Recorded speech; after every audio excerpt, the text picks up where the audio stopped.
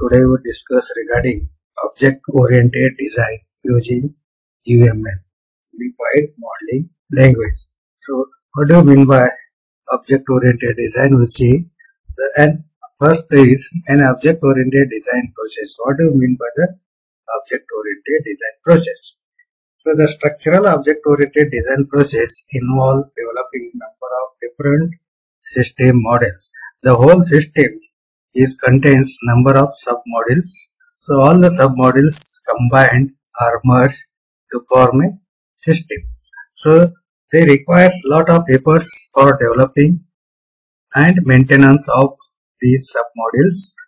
For small system, they may not be cost effective. However, the large system developed by different groups design models are important communication mechanism. So the whole system contains the number of small modules. The communication between all these mechanisms is very important. So what do you mean by the process stage? So there are variety of different object-oriented design process that depends on the organization using the process. The common activities in this design process includes, there are number of activities includes for this process. What are these activities? The first one is define the context and modes of use of the system. So first you define the context of the system and modes of the use of the system. The second is design the system architectures, identify the principal system object, develop the design models, specify object interfaces. So the interface between these objects is important. The process illustrated here using a design for wilderness weather station. So using this example, it explains the process wilderness weather station. So system context and interaction. What do you mean by system context and interaction? So here two terms are given. One is a system context and other is a interaction. Understanding the relationship between the software that is being designed and its environment is essential for deciding how to provide the required system functionality and how to structure the system to communicate with its environment. So the first thing is you have to understand the number of different submodules and what are the relationship all these submodules to form a system. So that is a very important, and what the system use the functionality and how to structure the system to communicate its environments. So that is called as a system context. So understanding the context also lets you establish the boundaries of the system. Setting the system boundaries helps you decide what features are implemented in the system being designed and what features are in other associated systems. So there are two terms in the given models. One is a context, other is a interaction model.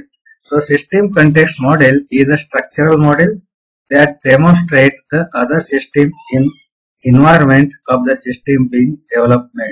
So the system context, what it shows, the other system in the environments of the system being developed.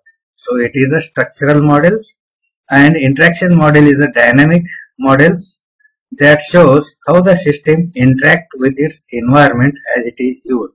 So the interaction with the system and its environment, that is a dynamic model. It shows how the system interact with its environment that is used. So that is the interaction model.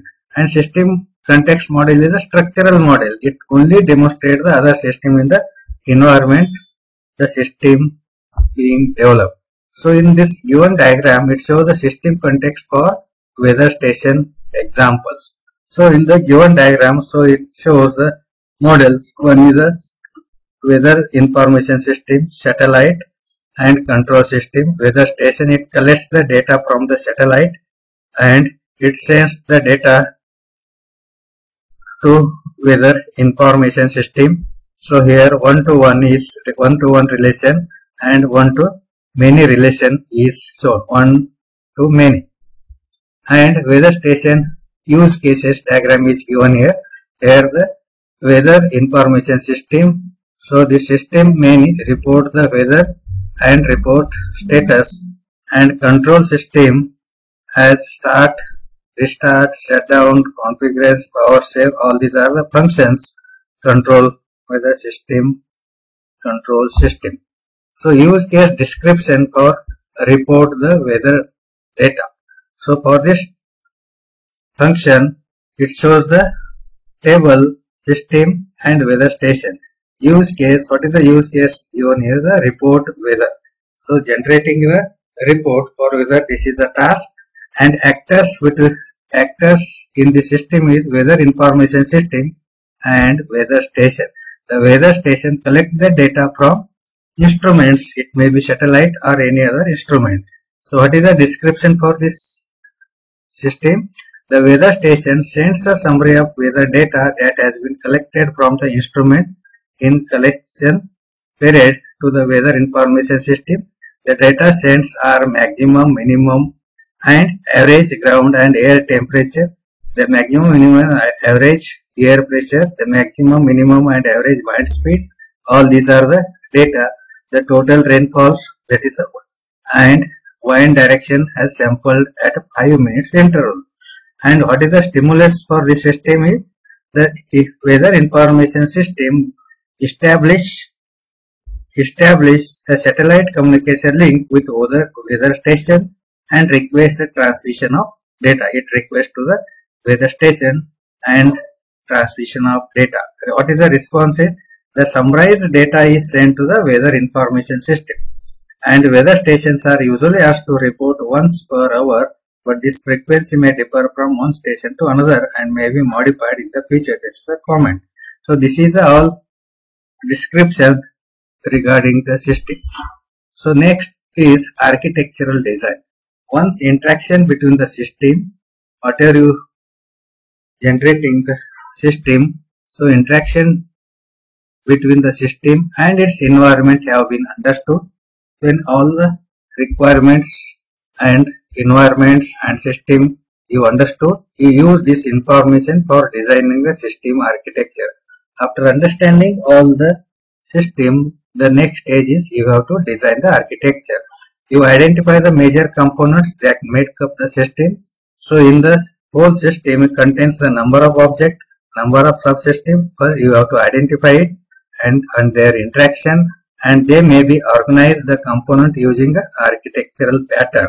So all these modules are organized according to the pattern, architectural pattern, such as a layer or client server model. And the weather station is composed of independent of subsystems that communicate by broadcasting message on the common infrastructure. So all subsystems are communicate with using message on the common infrastructure. See in the given diagram, high level architecture of weather station. So all these are the subsystem: fault manager, configuration manager, power manager, instruments. All these subsystems are communicate through communication link.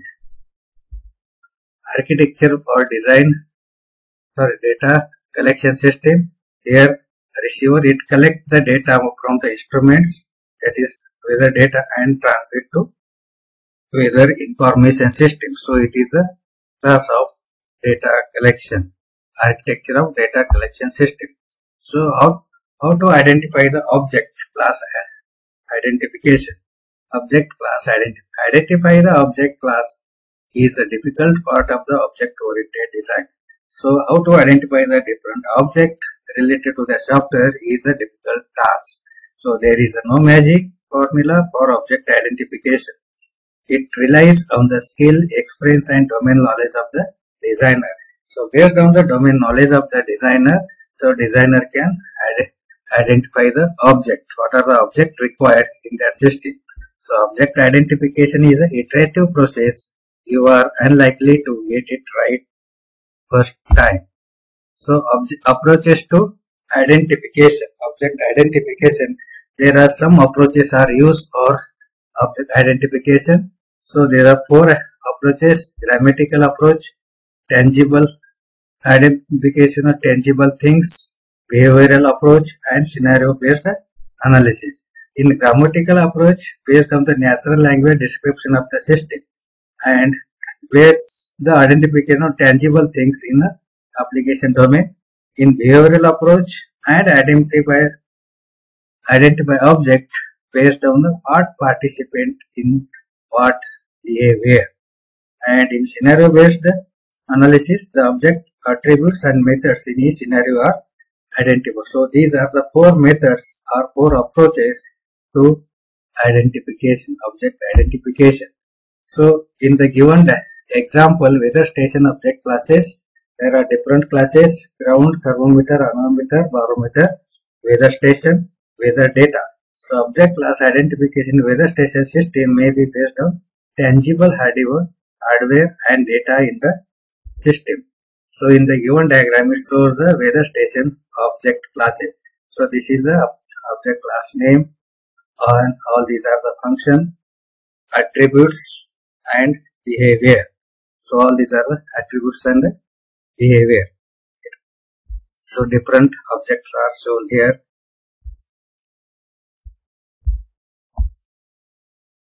And all these PPTs are taken from the Dan Samarvedi book.